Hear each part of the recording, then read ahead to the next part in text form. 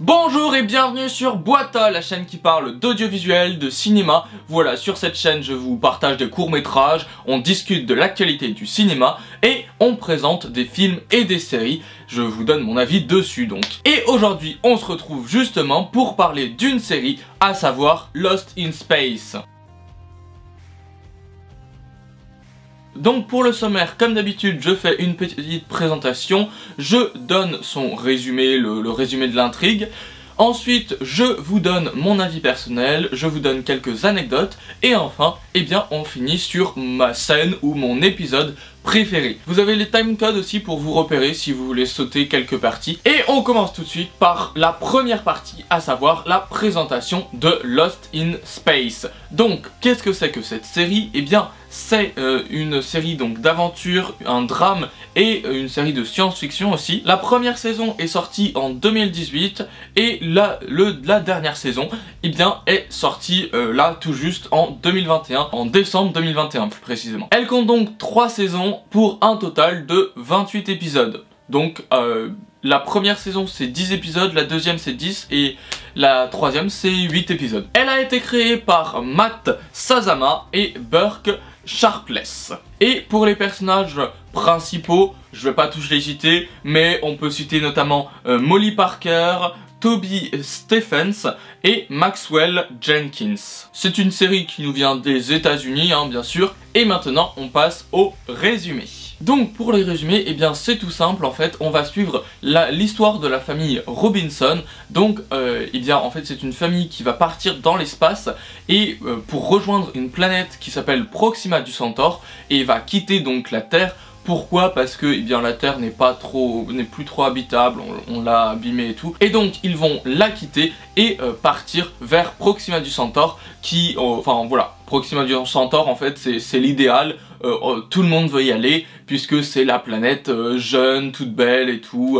Et donc voilà, tout le monde veut y aller en fait. Et donc cette famille Robinson eh bien, a eu la chance de pouvoir y aller, d'avoir un vaisseau et tout. Le vaisseau il s'appelle le Jupiter 2 d'ailleurs. Mais bien sûr, vous vous en doutez, eh bien il va y avoir un problème, ça va pas être aussi simple que ça. Parce que en fait, ils vont tout simplement se perdre dans l'espace. Hein, c'est le titre de la série, donc voilà, perdu dans l'espace en français. Ils vont en fait se perdre dans l'espace et puis au final, voilà.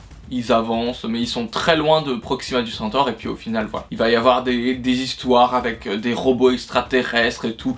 Je vous en dis pas plus. Et donc maintenant, on passe à mon avis personnel. Donc qu'est-ce que j'en ai pensé de ce film, de cette série plutôt, hein, parce que c'est pas un film. Franchement, donc j'ai vu la 3e et dernière saison, voilà, dans la semaine, et j'ai vraiment été captivé. Alors au début, de m'y remettre, j'avoue que c'était peut-être un petit peu plus compliqué, je vais détailler ça après, mais déjà, enfin voilà, une fois que j'étais dans la série et tout, que j'étais dedans, franchement, c'était juste un pur régal, un pur bonheur. Au niveau du rythme, simplement, il y a juste peut-être un petit point, enfin voilà, au niveau du dernier épisode où voilà, j'ai trouvé que c'était peut-être un petit peu plus long et du coup voilà, à la moitié de l'épisode, bon, j'ai trouvé que c'était un petit peu gnangnan, un peu plus long, mais sinon tous les autres épisodes ils sont vraiment hyper top. Le scénario est super bien, c'est super bien rythmé, c'est vachement bien en fait. Voilà, au niveau du scénario, de l'histoire et tout, des intrigues et tout, c'est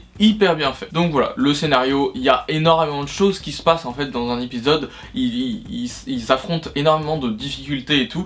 Et voilà, dans un seul épisode, il se passe déjà énormément de choses. Donc bah, c'est très fourni et tout. C'est toujours intéressant, les galères qu'ils ont et tout. C'est toujours hyper intelligent, intéressant. Il y a aussi pas mal de rebondissements et tout, donc c'est cool. Et puis aussi, dans cette série, eh bien, on voyage. Là, clairement, on voyage. On va sur cette planète, on va sur une autre planète, on va dans l'espace, on va... Enfin voilà, on voyage un peu partout. Et c'est super bien, parce que voilà, il y a toujours des mondes à découvrir.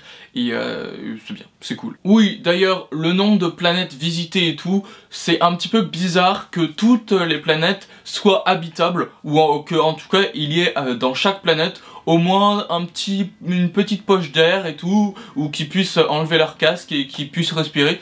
C'est un peu bizarre que ce soit ça pour toutes les planètes qu'ils visitent, bien qu'on s'attarde pas trop sur la découverte du monde en tant que tel, puisque en gros, si on veut vraiment caricaturer le truc, c'est ils atterrissent sur une planète, mais parce qu'ils ont un problème ou quoi, ils essayent de régler ce problème, je sais pas, parfois ils ont plus de carburant, parfois leur réacteur est tout simplement HS, enfin voilà, il faut le réparer et tout, voilà. Ils ont plein de problèmes, et puis ensuite, une fois qu'ils règlent tous ces problèmes, ils peuvent repartir, et ensuite ils ont d'autres problèmes, ils restent un petit peu dans l'espace, ils réatterrissent sur une autre planète, enfin voilà. C'est un peu toujours comme ça que ça se passe, bien que y ait une autre intrigue principale, donc qui est l'intrigue avec le robot extraterrestre, et c'est là que ça va apporter tout le sens en fait, ça va apporter ce truc vachement bien, parce que l'intrigue avec les robots et tout extraterrestres, elle est vraiment cool, et donc donc c'est trop cool quoi. Donc juste un petit point négatif que j'ai repéré, et ça donc je l'ai repéré vraiment au début de la saison 3, quand je me suis remis dedans, puisque les saisons 1 et 2 je les avais enchaînées, et après j'ai attendu pas mal de temps. Ah non, il va pas recommencer là. Il y a quelqu'un au-dessus qui fait des travaux, et du coup bah vous allez sûrement entendre la perceuse de ces travaux. Je suis désolé, mais bon, c'est comme ça. Donc, je disais, je vais essayer de parler un peu plus fort. Voilà, le jeu d'acteur en fait n'est pas hyper bien, enfin voilà. Quand je m'y suis remis en fait, j'ai vu que parfois c'était un peu, je sais pas, il y avait un petit truc pas très crédible en fait, le jeu d'acteur qui était pas hyper top, surtout au niveau des enfants. Voilà, entre les deux sœurs, surtout entre Penny et Judy là. Au début, quand je m'y remettais, que j'avais pas vu la série depuis longtemps, j'ai trouvé que voilà, le jeu d'acteur de Penny et de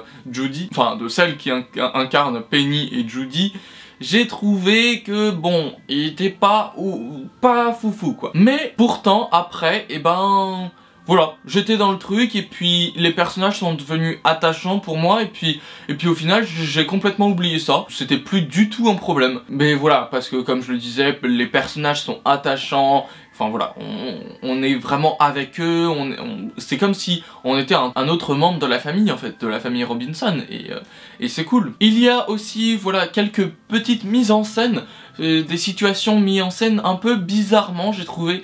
Enfin voilà, notamment quand ils s'envolent avec les courants ascendants là, ils s'envolent, ils se tiennent tous les trois par la main, et j'ai trouvé que c'était un petit peu bizarre en fait, cet envol et tout, ça fait pas très réaliste quoi. Mais bon, en même temps, voilà, tous ces petits problèmes comme ça, on s'attarde pas tellement dessus, puisque la série va très vite, ça enchaîne les événements et tout, et ça enchaîne les catastrophes, ça enchaîne les problèmes, donc voilà. C'est pas quelques petits problèmes comme ça qui vont faire de cette série une mauvaise série, et voilà, bien au contraire, ça donne encore plus de son charme, j'ai envie de dire. Pour résumer, c'est une très bonne série avec des personnages attachants.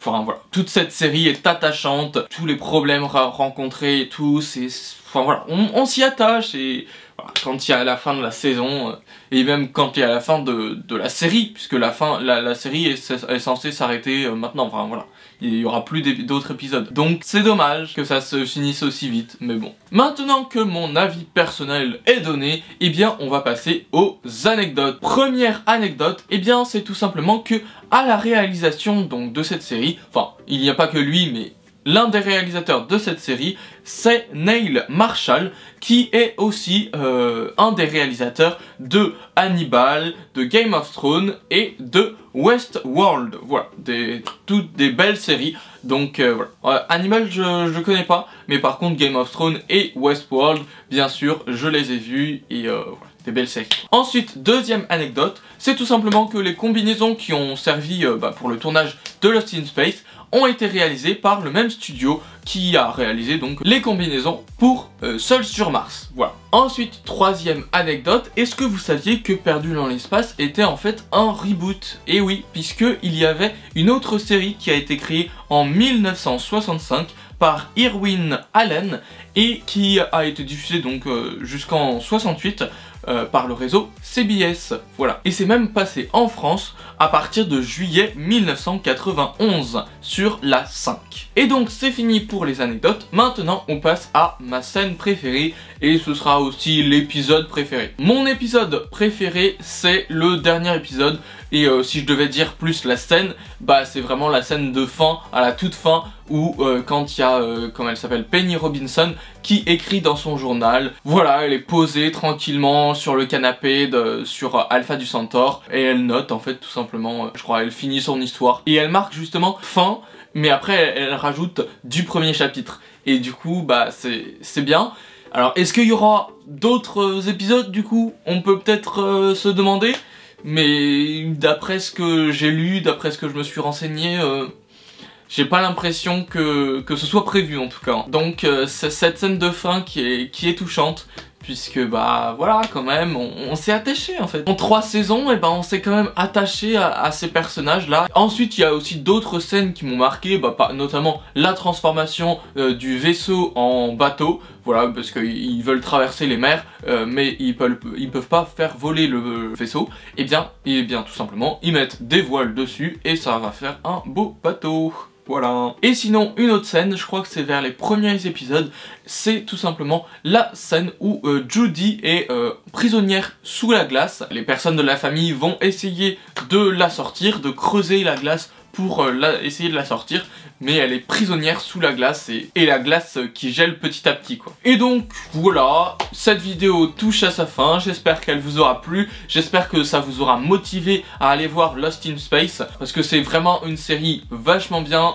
Allez voir cette famille Robinson, vous allez voir, on s'y attache en fait, on s'y attache hyper rapidement. Donc allez regarder cette série. Nous on se retrouve samedi prochain pour une nouvelle vidéo. Vous pouvez mettre aussi un pouce bleu, un petit commentaire, puisque ça me fait plaisir à chaque fois, je les lis à chaque fois, j'essaye de répondre à tous les commentaires, donc n'hésitez pas. Et puis d'ici là vous pouvez très bien aller vous abonner, c'est juste là, en un clic c'est fait et ça me fait énormément plaisir. Et puis si vous voulez regarder d'autres vidéos, n'hésitez pas à aller regarder ma dernière vidéo qui se trouve juste là, ou la vidéo suggérée juste ici. Voilà. Et donc moi je vous dis à plus pour de nouvelles vidéos.